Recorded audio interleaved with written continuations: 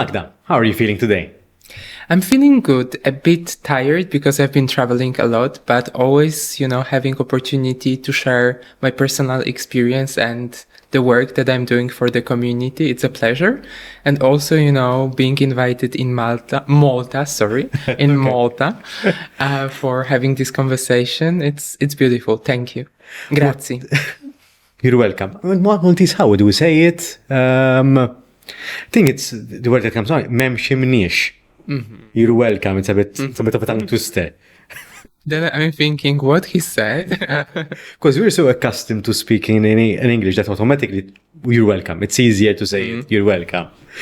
Besides that, Magda, when you entered the door, we had a very brief chat that earlier this week I saw a post that you have been traveling, and I thought that you are traveling to those places after you leave Malta.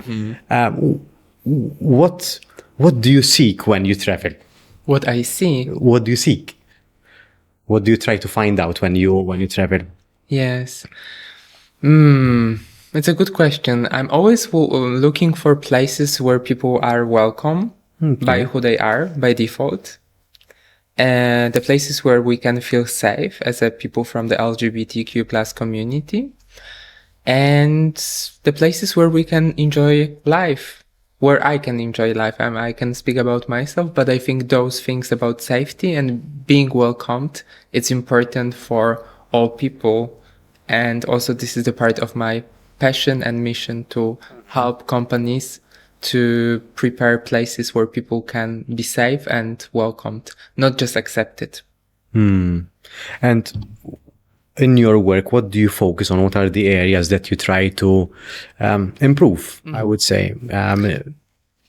So people in a corporate environment are saying diversity, equity, inclusion from the part of LGBTQ plus community.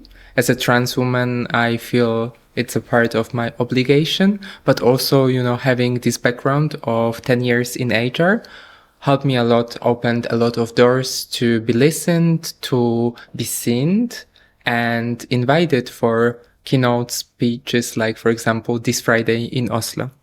Okay. Yeah. And I think it was last week for sure, because today is a Monday.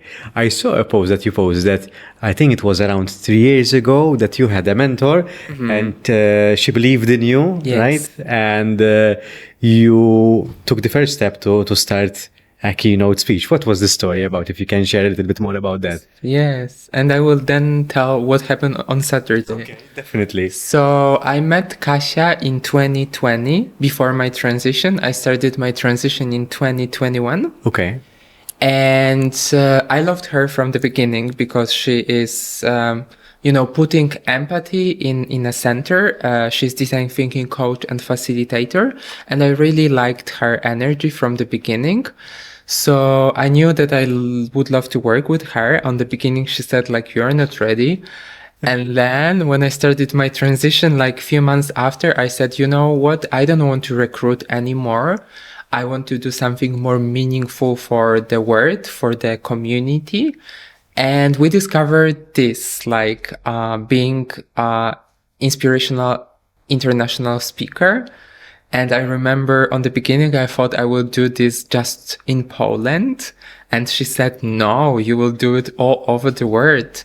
And 3 years later, I'm doing this. And on Saturday, I've been announced as one of our during awards in Barcelona. So I've been there for celebrating myself for hard 3 years of work, for, putting myself out, speaking up, being vulnerable, because we as people from marginalized community were vulnerable to share our experience because we want to improve lives. And also it's important, people often don't get the diversity. It's not just for the LGBTQ plus community. It's for everyone. It's for your kids. It's for your neighbors. It's for all people, because we can learn from each other. We can support each other.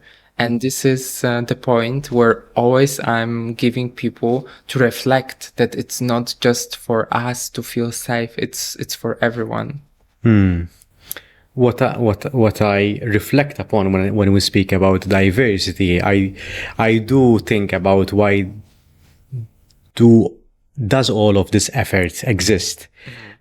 What if we can just respect one another as a human being and just let people be? Why do you think that people are afraid, perhaps, or skeptical, perhaps, as well? Yes.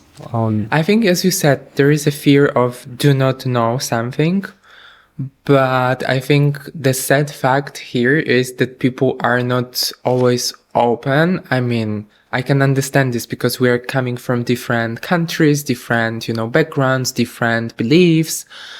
But I think this openness, it could help a lot. I'm always saying it's for learn and unlearn things, because we also in HR field, we are talking about unconscious bias. So we all are biased. I have some assumptions about, for example, Arabs people. But, as an adult, I'm working on this. I have my own experience as woman and trans woman being unfortunately harassed by people from Middle Eastern, which is not helping, but I'm trying to be always conscious. Do not say like all Arabs are bad, for example, right? Be open to meet and welcome there also. Because as I said, it's important. Everyone would like to be welcomed, listened, valid. On that note, I like to simplify it. In every place that we go, there are good people and bad people. There are people who try to do well, and there are people who, whether they want it or consciously knowing it, they try to harm us as well. To me, it's that simple.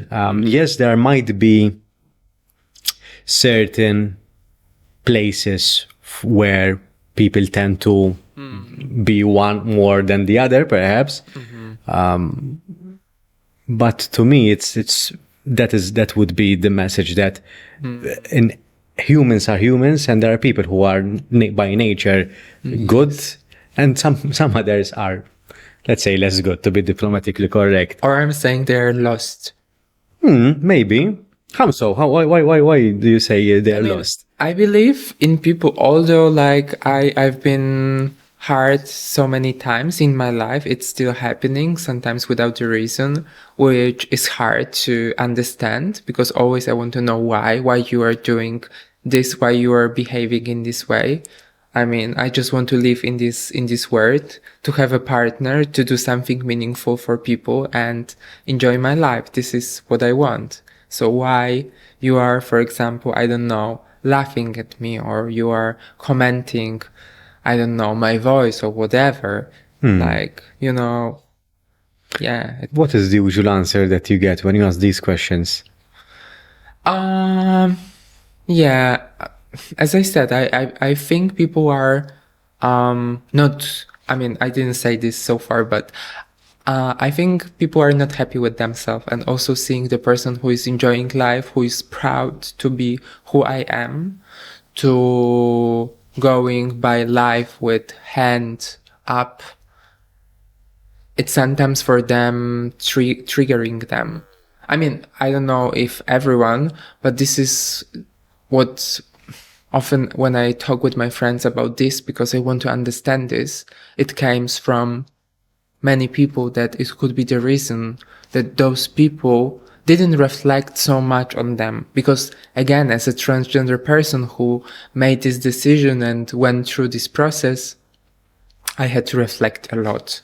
I had to make choices. I had to be also confident and, how to say this? What is the word? If you are going one path, you're determined. Okay. And I had to be determined.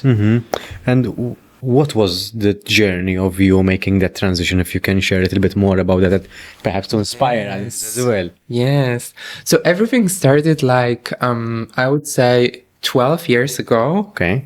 And it hasn't been in my case I woke up and I said, oh, I'm a woman. And I didn't look like I look today, right? It's been a lot of journeys, surgeries, hormones and the whole path, right? But it started 12 years ago when the first time wear woman clothes, like skirt or dress, and I felt something in my body, some kind of euphoria, somehow joy. And for few months, years, I thought it's just, fun. But then I realized it's more than fun. But everything was like in a lot of, because also like Malta, I'm coming from Poland, which is Catholic country. This is what I wanted to say. Yes. And I felt for many, many years that it's something wrong with me, and it's been horrible, experience. Do not accept myself, do not love myself. Like a year ago, I did the first tattoo, which is self-love, to always remember that, I love myself, and doesn't matter what other people thinks about me. It's my life, and I'm fighting for my happiness, and this is my role to keep this happiness in my life. So, and then I moved to London, firstly abroad, and I've seen people like me. And I had a conversation with a person, and like, also it's important to say I haven't been sure I'm trans, because for me it's quite abstract to say. It was said to this without starting the process. I'm a kind of person that I like to experience something and know if that's something for me. And it was like this with transition. I thought I might be a trans.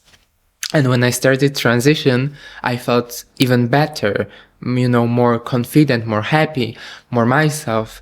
And I said, yeah, this is who I am.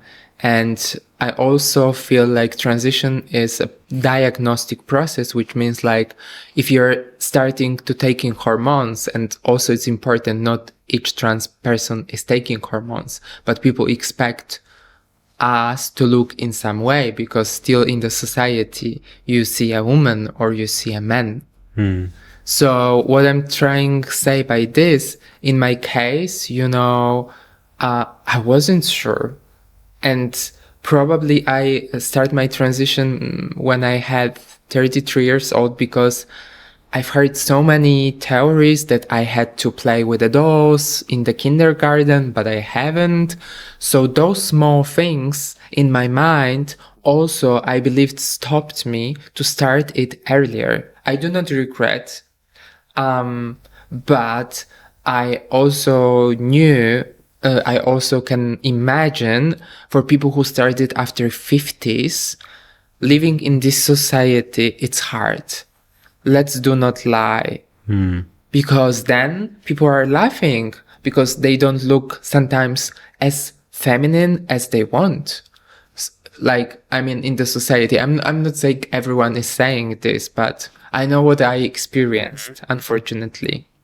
So only I can imagine for people who, for some people can be less feminine. Okay. And I've been in Poland a couple of years ago, and I know how the Catholic influence, how strong is the Catholic influence in Poland. And I can't say that in Malta is as strong nowadays, but it has been in the past. What are the Catholic values that, even though they made it a bit more difficult for you to love yourself as who you are, but still you found relevant and guided you throughout the transition process? Yeah. To be honest, I've been, my parents are Catholic, and I would say I'm coming from Orthodox Catholic family. I'm not in a church since, I think before 18. I realized it's not for me, but I think I've learned one thing from this church, like me as a person, to love other people, to accept them. But unfortunately, since few years, I feel like, and again, I'm not following what is going there, because I don't feel I'm a part of, and I don't want to. I'm agnostic, so I don't believe in anything, to be honest. So when we talk about religion,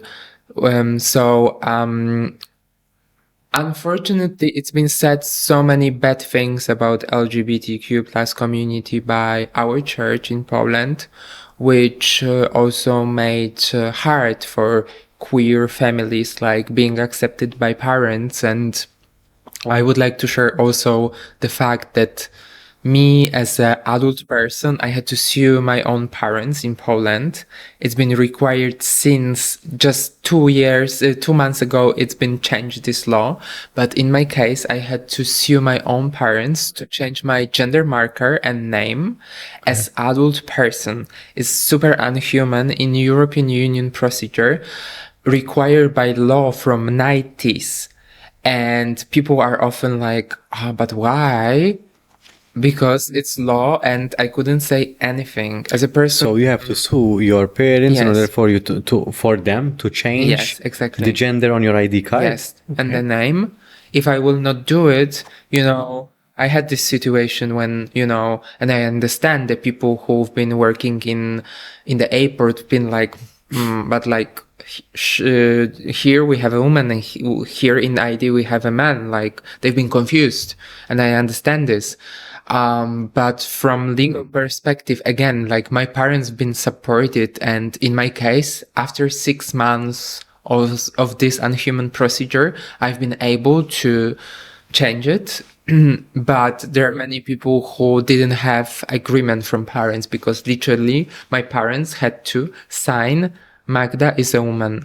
And I had a judge who've been inclusive, I would say, who called me she, her, but I've heard so many stories that the judge haven't been, trained or inclusive enough, and the people really, it's been traumatic experience. And I'm just sharing the cherry on the top, which is like you finishing the process, that it hasn't been, easy, like physically, mentally.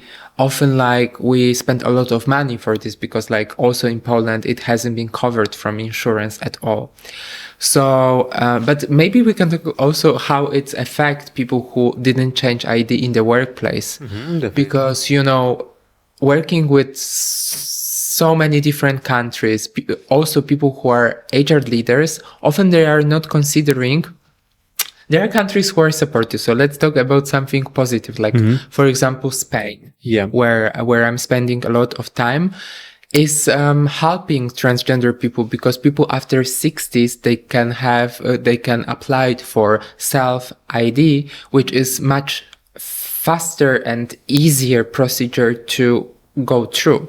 But let's talk about situation when the transgender person didn't change ID. And I feel comfortable to talk about me and your experience. And my names that it changed. So when I was born, my parents gave me a name Maciej, which in Polish language is connected with being male. So I was going by this name the majority of my life, because I didn't have reflection. When I started my transition, I started to present myself as a Ma, which was two letters of my name. Okay. I didn't know how I would like to be called, what it would be the name, and I wasn't ready for full female name. And also, like, I had a lot of these questions, like, but you started transition, what it would be your name? And it's been hard in the beginning. So through one conversation with a friend, it came, maybe you would be Ma. So I said, okay, I would be Ma. But then when I started to present it to people as a Ma, I had different reactions. So I was using a name Ma for 1 year, and I'm very grateful that I decided to go by Ma. Even for many people, it was confusion, but for me, it was a period that I was used to this. And then I realized in Polish language, we have, I think, the biggest population, how to say, the biggest numbers of names are starting with Ma, like Małgorzata, Martyna. So it was really good choice that then I can 1 year to feel which name I will, feel the most and also more comfortable. Thank you. And also I asked people on my social media, And Magda won. So I decided to go by Magda. So it wasn't purely your choice, but you just made use of the knowledge within the community to... Yes, and also, using Ma, it was somehow respect to my parents because they gave me a name Maciej, and Ma, it was 2 letters of this. So somehow I became Magda by this story. Okay. And Yes. you mentioned your parents again. How was their reaction when you changed the names? Well, my mother, it's been the biggest supporter, so I'm very grateful. I look how I look today with support of her. So this is beautiful, although I know it's very hard for her still, 4 years after. But the most important is being authentic, being happy, being, myself. So this is the most important. And this is one thing. You, through this journey, probably will lose people. But the thing is, like, if you're losing the right people, the people who loves me, they stay with me. So I have the best friend who supported me, who knows me before transition. Nothing changed between us. So it's possible. It's a kind of also challenge, who is real friend, who is not. I think it's a part of life as well. Some people stay with us. Some people, I think there's a bit of a saying, some people stay with us for a chapter. Some people stay with us for the whole book, right? So something Some like people this. just for party. So Yes. I think and not everyone is meant to stay. And I think life shows us the people who are our people. yes. And speaking on that, you mentioned community, and I know how the community, how much the community means a lot. How that play a part in your journey? On the beginning, I thought I will go alone. I don't need people from the community. But this is one of the reasons why I'm speaking up and sharing my story, because we need role models. We need people who are willing to share experience, to be open about this.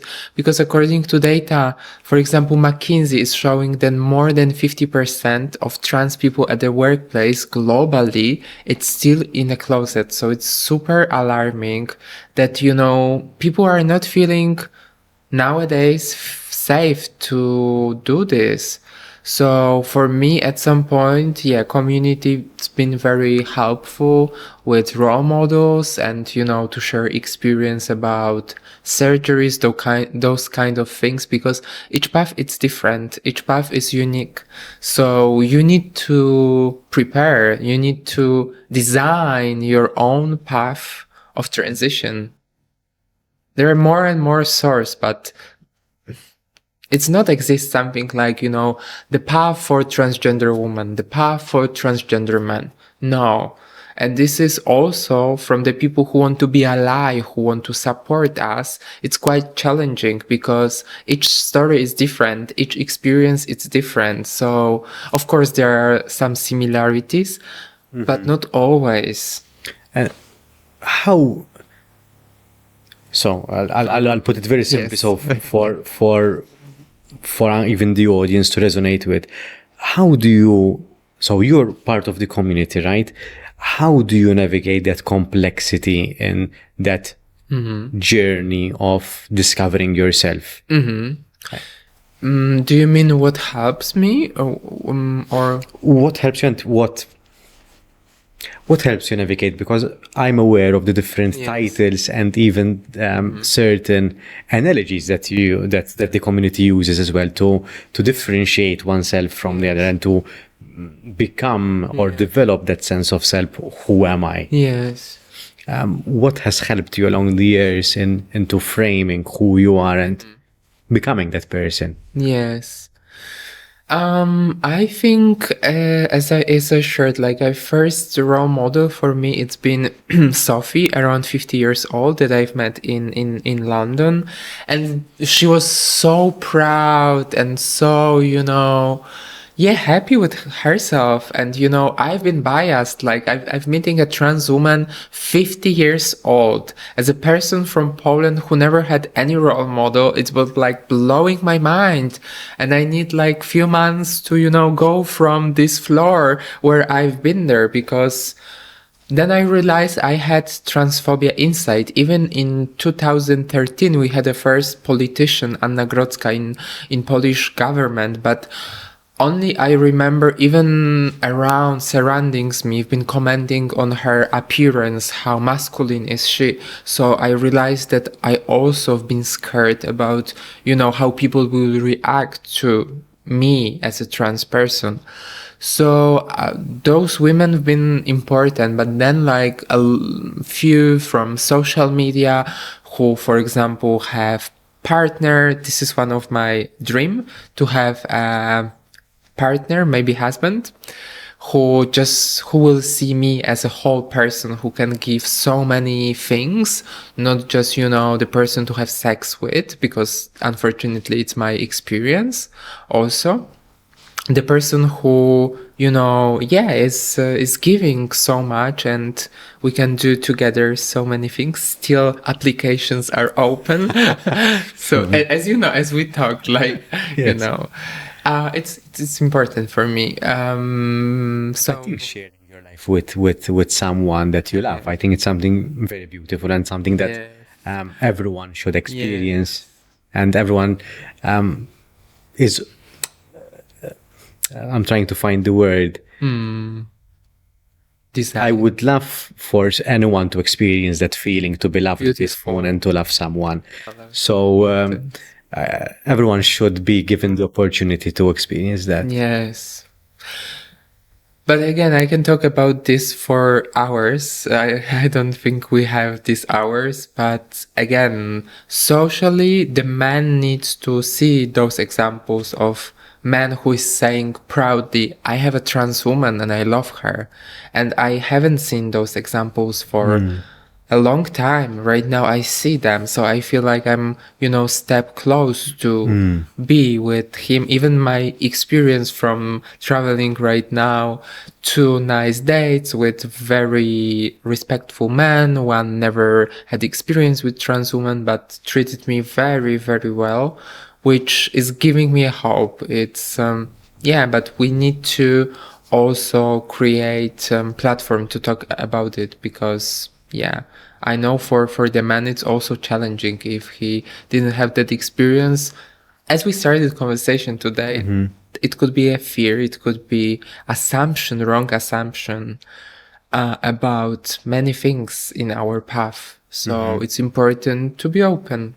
And we already mentioned a little bit about the biases and the judgment that we all have. And these are usually based on our upbringing, on the environment that surrounded us when we were younger, and we form our ideas as well. Yeah. Magda, we have some questions from the audience, and we're going to start. Thank you so much. First one.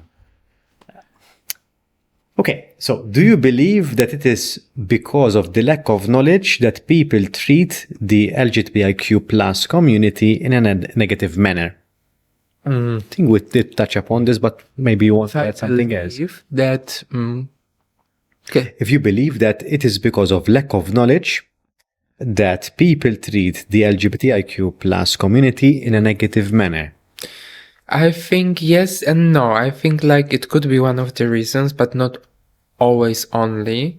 As I shared before, I think people, if they don't treat themselves good, but I think, and I don't remember from where, but I think majority of people, unfortunately, in our world thinks bad about themselves. Yeah. So how we can expect, it's rationally, right? So how we can expect from them to love me, to love other people, if they don't love themselves, right?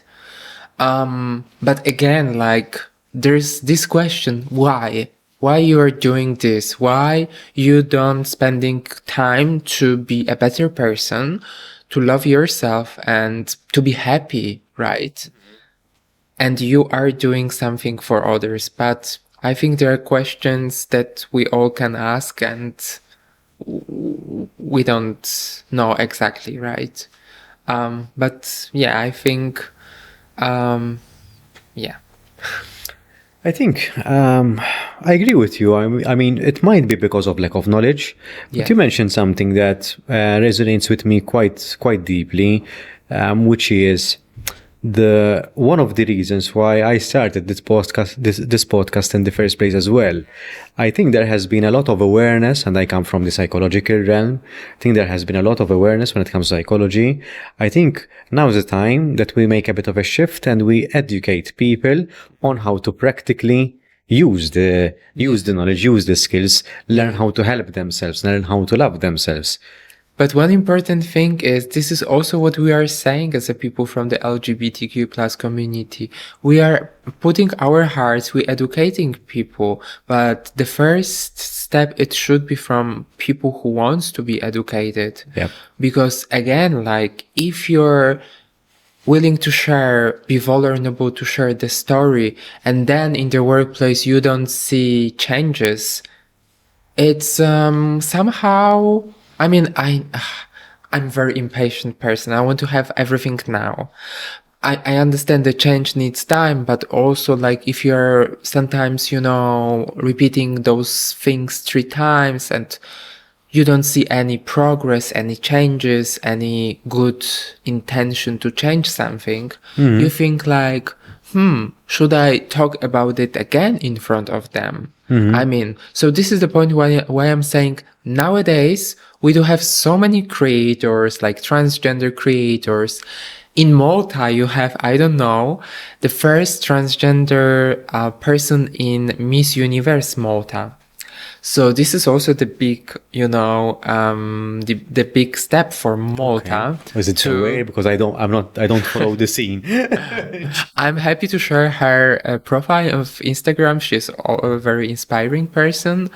So, we need more visibility. But when we talk about visibility, firstly, we need to feel safe to show up, to do this education. Mm-hmm.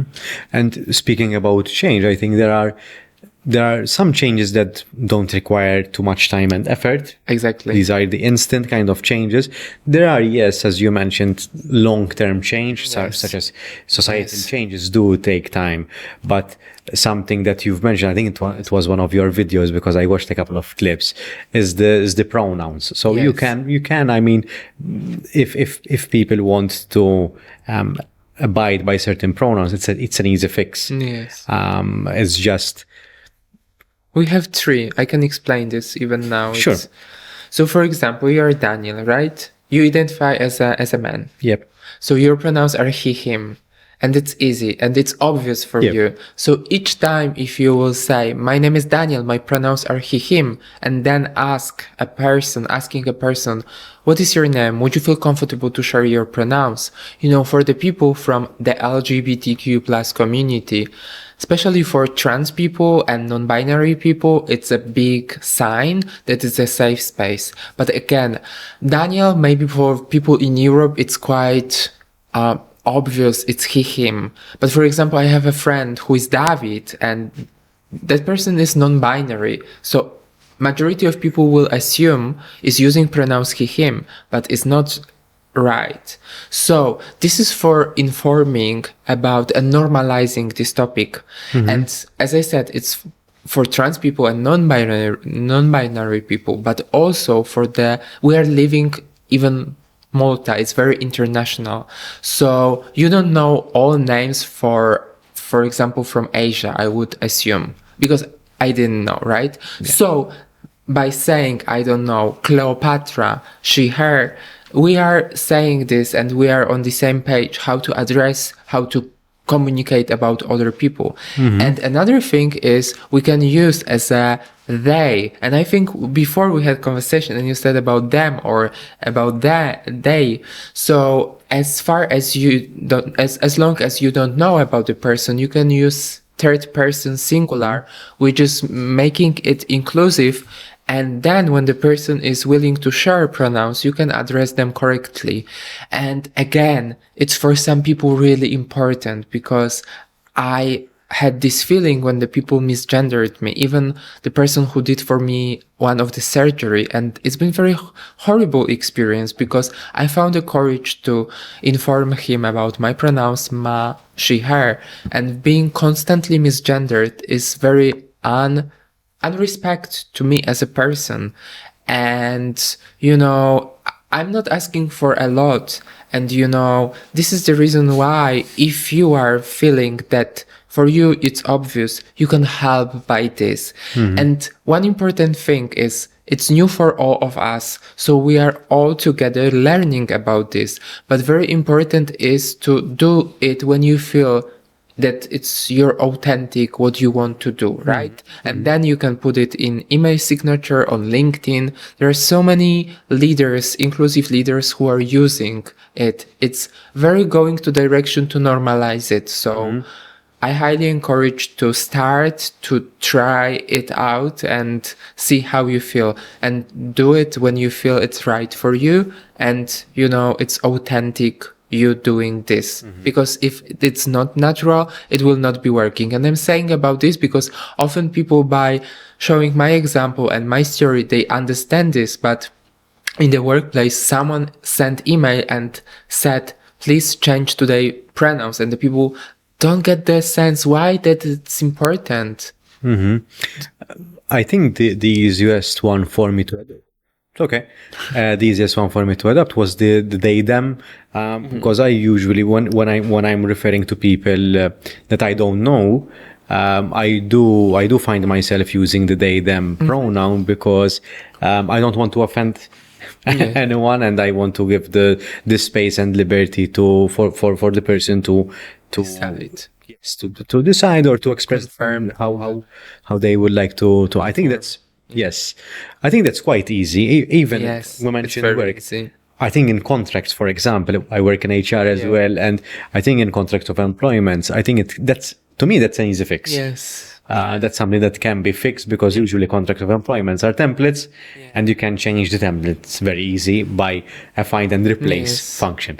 And one also important thing that I feel it's worth to say this, it's also important with transgender woman and transgender man. Transgender woman is going by she, her because he's a woman, and trans man is going by he, him because he's a man.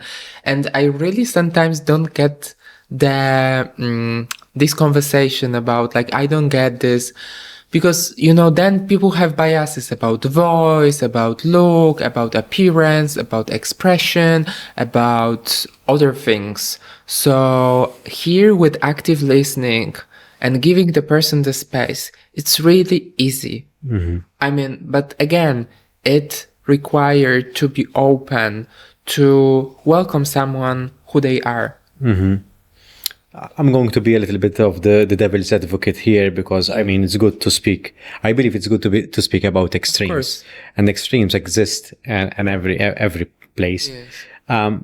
How do you feel about when people within the community take it a step too much and might abuse from the pronouns, for example, or any positioning that they would like? Or how do you feel about that? You mean abuse in the way that they are what they are doing? Can you give me example? They use perhaps the ambiguity between the genders to fulfill their own needs and desires at the expense of others. So they shed bad light on the community itself by doing so, which in a way, it's double disrespectful in some cases.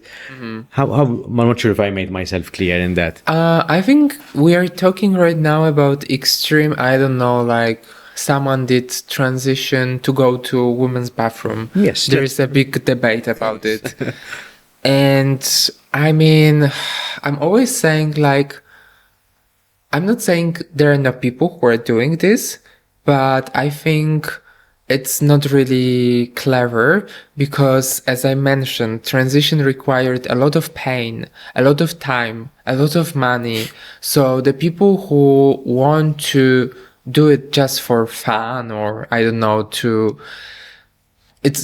I don't believe in this. I believe we all and it's very sad then for us as a community, this, how to say in English, how we experience this then. For example, in the UK, where we are banned to go to women bathroom. Well, again, like, I don't know if there is, here's the space to talk about surgeries, but like, I'm after surgery and I will not go to men's bathroom because I don't feel, it's a bathroom for me. So again, like, we need to find somewhere a compromise. And this is, I believe also this is the space where, because I understand the point, like, cisgender women would like to feel safe in this bathroom, right?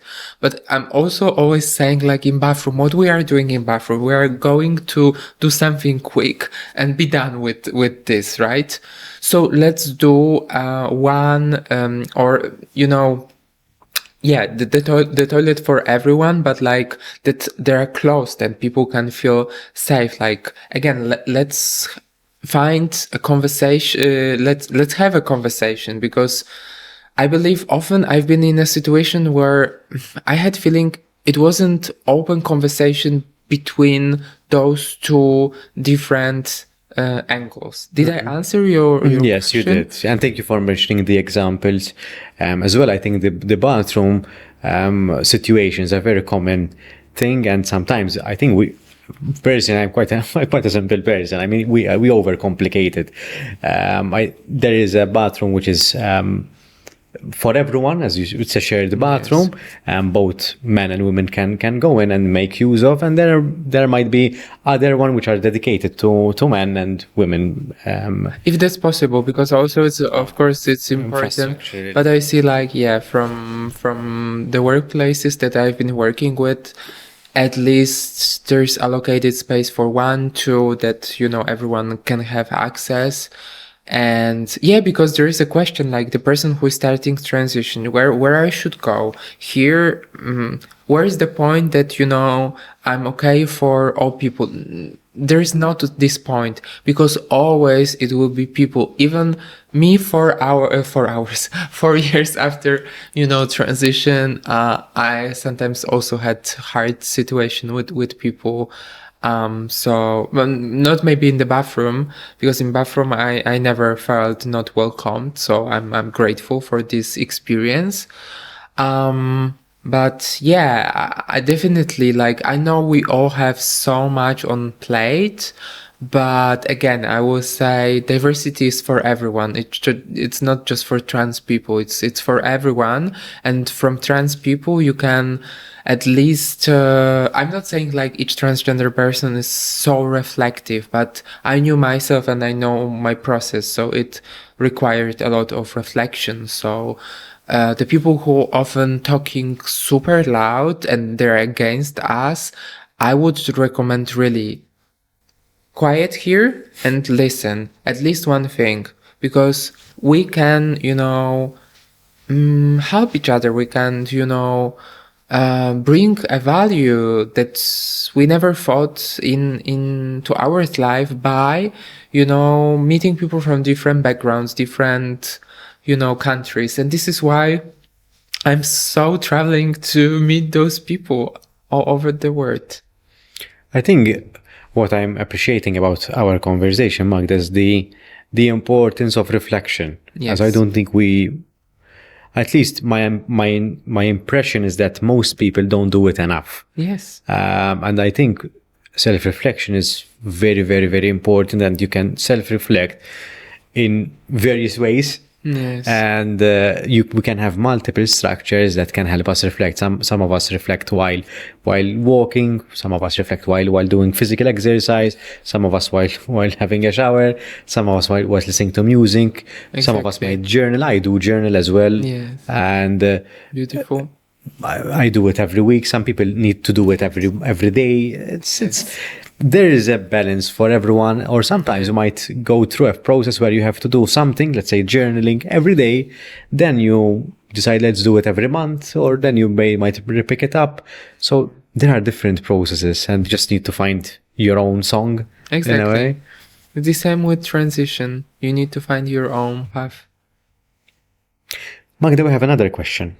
So let's jump right into it. Okay, how do you think that religion, well, going back to religion, how do you think that religion has affected our mentality and internal homophobia? I mean, I don't know, like, each religion, right? I think it's again, like, as you said at some point, there are good people and bad people. I think, like, you can use religion in a good way and in a bad way. And I believe, like, this is what I said about religion. There is something beautiful about loving other people, right? But then when the people are not seeing, like, I can, it's like, they're lost because something is new for them. They don't know how to adapt this. I don't know, like, for example, same-sex marriage. Even they are normalized in many countries. Even I had a conversation here with some people, like, if you see in Malta man and man who has kids, is it really normalized? And many people said no. So I'm saying this, like, it's good that we have, even here in Malta, there is a few organizations that it's helping people who are believers and they are from the LGBTQ plus community. And, I've heard it's supportive here. So I think it could, if you are coming to those basics that, for me, religion should show, like loving others, accepting others, welcoming others, I believe it could help. But as I shared, like in Poland, I've seen the example that it's going to the direction of saying, it's been said in this way, we are, what was the word? We are, it's been like, ideology. It's been said, like, people from the LGBTQ plus community, we are ideology. And it's been very hard for me because then, hearing that the majority of my family is, taking this, I mean, no, it's too much. I believe, like, if you are religious, like, really treat other people with respect, with love. Because again, I believe it's extreme in this case, unfortunately. Well, I'm not an expert in religion either, but I get the feeling that most religions or doctrines, the foundation of each and every religion is to help us love ourselves and the person next to us. But I think it's interesting because, like, as I said, I'm spending a lot of time in Spain, which is also very Catholic. So I see, like, Malta and Spain, even they are very Catholic countries, they are supportive for the LGBTQ plus community. So I think it's worth to see more of those countries, how it became compared, for example, to Poland, right? That it's, I would say, on the other spectrum of not support our community. Well, I believe even Pope Francis, they had some speeches where he said that being part of the LGBTQI plus community is not a sin. It's not that? It's not a sin. It's not something that, how can I explain?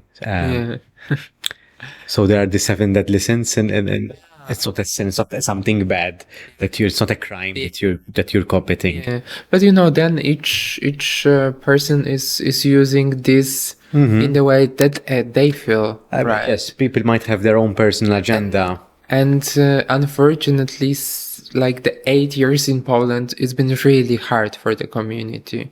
We still don't have the same sex marriage, which is, when we talk about European Union, like majority of countries already have this. So, and people who loves them for many years, then they can't see each other in the hospital if they need, because, it's not, you don't have rights. This is the situation of Poland. You don't have rights. Okay. As a LGBTQ plus person, unfortunately. Does it mean you don't have rights? I mean, like, again, like, we don't have legislation. We are right now in a process of, it's like And I'm grateful to people who still have energy for this, I would say, fight to have the same sex marriage in Poland. I mean, like, again, like, I'm not having gay or lesbian relationship, but what I understood is like people who, like, man and woman who are not having, together relationship like legalized in Poland. In the case of going to hospital or any things connected with bank, they are often could only have support if someone from this organization will allow them, right? Which means like it's pleasing people for have something which, I don't know, people get married in other countries which are respecting this. So, from the perspective of law and rights, we don't have basic human rights. Which is sad, because as I said sad. earlier on today, is people are people, no matter what. Yes. So the state should reflect that in a way. Yes. So there is so many things still to do. So thank you so much for this conversation, because I feel like, I don't know if that's the end, but like... Not really. We have another question. Okay. I still need to summon the fishbowl. Yeah, but okay. No, thank you for being considerate on that front. Yes. Let's jump right into the third question. Yes, so do you believe that we will ever live in a world where we do not need to come out? Oh.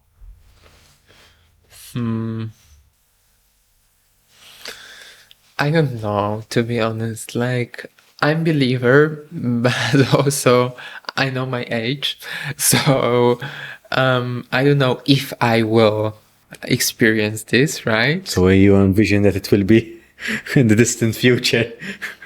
Well, unfortunately, again, like often people are saying, oh, young people are so open. Again, I'm traveling a lot, and sometimes when I'm on the airports, I want to cry, I want to scream, I want to do many, many things, because people are saying really awful things. And I believe language and how we are talking about other people really affects our lives. So there is still so many things to do, and I will use this opportunity to say that we need people like you who will be advocate, who will support. And this is also very important, that people from outside of the LGBTQ plus community can do a lot, as we said, about using pronouns, about, speaking up, about including everyone to the conversation. There are so many things that you can do. And it's not just about, because we also have June, which for many countries it's Pride. I know in Malta it's in September. Yep. And maybe I will be back to celebrate myself. I love it. So yeah, please remember that you really have voice, and you can use this voice to help others, because it's such needed. Well, I think I made my point quite clear in this conversation, that I think the basis of human relationships is not about gender, it's about respect. Yes. So I think I would like to live in a world where we can respect one another respectively. I agree this, but like I've been in many situations when I didn't tell people, I didn't inform them about being transgender and how it changed when I informed them. So there's as we've talked, so many biases, so many misconceptions, so many things. But like, coming out, I believe, like, it shouldn't be like a event. It should be like, something, okay, you're gay, okay, you're trans, but still is not.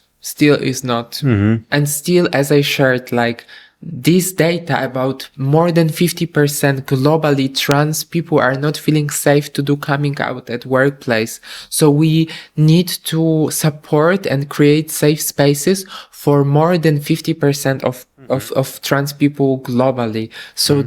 So much work still.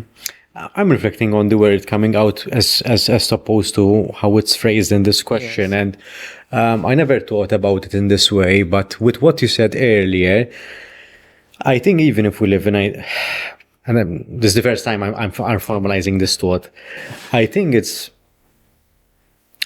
even if we live in a world where we are so respectful that we don't judge, that we don't have biases, let's speak in an idealistic way.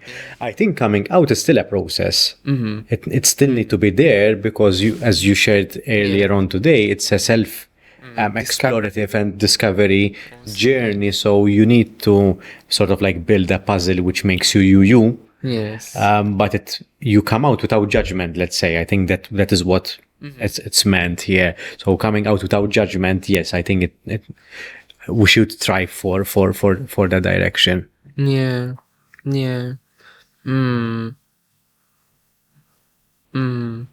I never thought about it like this. So it's good that I think I know who asked this question, so I'm thankful for that person who made me think. Magda, I'm going to summon the fish bowl. I'm going to ask you to choose one question at random, read it out loud, and answer it. Okay.